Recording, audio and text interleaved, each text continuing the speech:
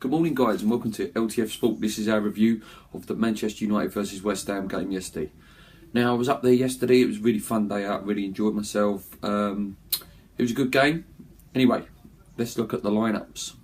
West Ham lined up, we made a few changes because we was forced into it, wasn't we? We had the Lanzini injury before the match and we was all very nervous when we see the lineup that you could feel the anxiety around the West Ham end. We started with Adrian in goal. He dropped Jenkinson and put Tompkins in at right back. We had Cresswell, Bonner and Reed filling the back four. In midfield, we welcomed in Alex Song, who was playing with Mark Noble and Coty next to him. Up the top, we had Zarate, Moses and Carroll. So, when we didn't see Lanzini in the team, I was very, very nervous. I was thinking, oh, here we go, is Carroll there? And Tompkins at right back, yes, he's done well when he's had to fit in there this season, but against the pace of Martial and Lingard, I was really nervous about the prospect of that. Man United lined up with De Gea in goal, Daley Blind, Paddy McNair, Chris Smalling and Darmian at right back. Their midfield was Schneiderlin, Schweinsteiger, Fellaini. We also had Martial, Lingard and Mata in that midfield. So that was their team was okay, but for me it's Man United don't have that fear factor anymore. You know, when you used to look at the Man United team, you'd see Beckham, Giggs, Keane, Scholes, and then you move on and you were seeing Ronaldo's, Rooney's, Giggs, Tevez's, Solskjaer's, and you were terrified of their team. Really, Mata, again, I think Charlie Nicholas said it on Soccer Sports yesterday. He's a lovely little ticky-tacky player, but he's not really a frightening player. Like I was a bit nervous about Lingard's pace and Martial's pace, but there's no one there that really scared me yesterday. So yeah, I thought maybe we could nick something here. And as you know, we did get the 0-0 in the end. Okay, so the game itself, United started really well. They was really passing the ball around nicely. Fellaini was causing real havoc. Like he seemed really up for the game, winning loads of headers, winning some important tackles in the midfield, and was a real energy in their team for definitely first sort of 5 to 10 minutes. But then in the 11th minute, Mark Noble played this wonderful ball. He picked it up in the midfield, played a lovely ball, and then Moses ran onto it. And he's just hit it at De Gea. Now, De Gea's done very well. Maybe Moses should have just smashed it as hard as he could rather than try to side foot it in. But De Gea's, as I said in my preview, one of the best goalkeepers in the world. Makes yourself big, makes yourself tall. And yeah, great save. But that was a real chance. And Lee was with me the West Ham game, and he was saying that, you know, at Man United you only get twos, if that, one chance a game, and you've got to put them away if you've got to go and win at Old Trafford. Then we had a crazy spell where West Ham were really on top, and we hit the post twice within a minute. I think was it Zarate first? It come out to him and he just hit the post and bounced back into Gea's hands. And then Winston Reid, who was incredible the whole match, he hit the post. He would have definitely deserved the goal on his day. So yeah, we was really on top at points, and they looked a bit rocky. When we actually switched it on, we was picking our passes well. We didn't have much possession throughout, but when we was on the ball, we was picking our passes out really well, and we actually looked really good at points. Yeah, in the 36th minute, the injury curse struck again, didn't it? And again, it was one of our creative players in Moses. According to Young Jack, it looks like Moses has peeled his hamstring, so that could be another month, 2 month job. And it's a big shame because he is a threat when he's on it. He does play a bit hot and cold, but that's a typical winger. You know, you're only as good as your service. And I think if you do give it your all, you do die out by the 75th minute as well. Most wingers sort of do. Anyway, we got to see the man that everyone's been waiting to see. And the first thing I said to Lee was, well, at least we're going to get to see him for an hour. And he did come on, Antonio. He was busy, but again, it's a big game to come into. Like, making your biggest sort of contribution to the team at Old Trafford is hard. He's not played with that team much yet. He didn't look fully fit. He was busy, but he's the decision making. He's not savvy yet to make them sort of decisions. A lot of wayward passes. But yeah, man, give him a few more weeks. We can't judge him on one game. You know, it's very hard to come into that team when you've not played with those players yet. Half time 0-0. I thought it was a very fair result. I thought both teams were knocking on the door. It was actually really entertaining first half for a 0-0. Great first half. We were banging on their door. They were banging on our door. They didn't really fret that much. They had a few like half chances, but a lot of their shots were from like sort of 30 yards or whatever. They was going over the bar or just wide. No real threat at all, really. Okay, the second half started, and we were playing really well. Song sort of woke up in the second half. He was intercepting and picking some wonderful passes, like picking Zarate out, picking Cresswell out. Then on the opposite wing, he was picking out Antonio.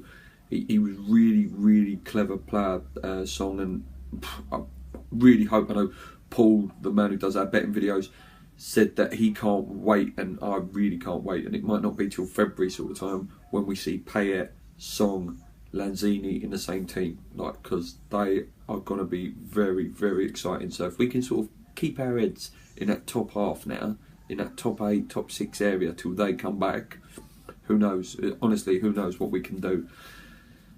Very, very good performance from Song. I was very impressed. On the 55th minute, Zarate had absolute gilt-edged chance.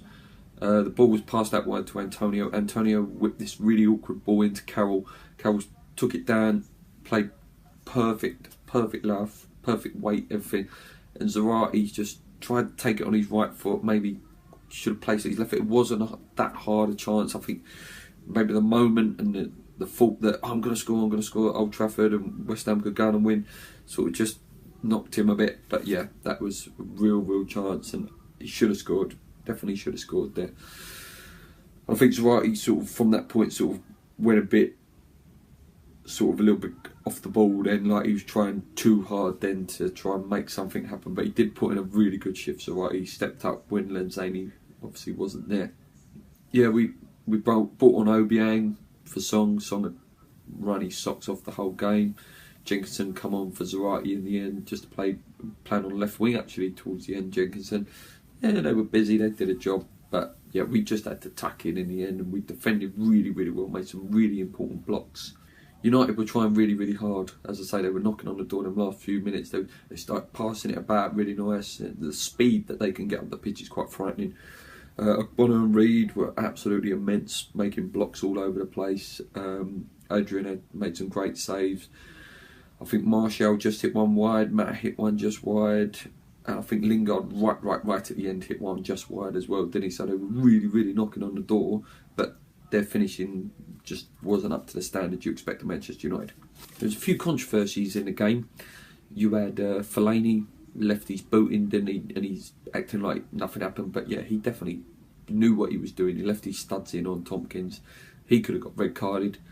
And the other one, I didn't actually see it live at the game, I see it on the highlights this morning, was the Schweinsteiger one where he sort of went like that, didn't he, to Reed's face. He could have been sent off for that if the ref would have seen that. So again, that could have been a totally different game. West Ham would have had more players on the pitch, and we could have maybe gone on. I personally thought as well towards the end, they didn't talk about it on the highlights this morning on TV. There was a point, if you were at the game, where it looked like, I think it was Paddy McNair or the young boy that come on for them, actually laid on the ball with his hand, and we possibly could have had a penalty there. You tell me, leave some comments, see what you thought if you were there or you were watching the game through streaming. So at full time it was 0-0, and I was very entertained. It was a very good point. I would have bitched around there for a point. You know, we've been on a bit of a sort of mixed one at the minute where we haven't won in 4, but we're still picking up draws. And like a draw against Everton, you would take that at the beginning of the season. Draw against Man United, you would take that at the beginning of the season. So yeah, I was really happy. It was a very entertaining game. It was up, down, nerve-wracking, tense. Yeah, and it just one goal would have swung it either way, I think. So it could have easily, a lot of pundits have said it, and loads of people at the game said it could have easily been 4-4, 3-2s, 5-5s. It was that sort of, chances went in, it could have been a massive scoring game. So yeah, it was very entertaining. Very. Okay, so weekly feature, my West Ham player ratings, and the ratings are very high this week, as you would expect.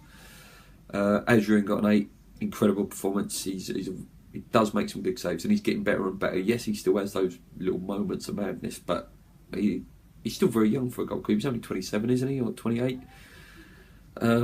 Cresswell, I've given a 7. One of his better performances. He put a few dangerous balls in, looked busy. He had a shift to put in, and he did. Tompkins at right back. I really like him at right back. I'll keep him in there for the next game now against Stoke at the weekend. I've given him 7.5. I thought he was brilliant.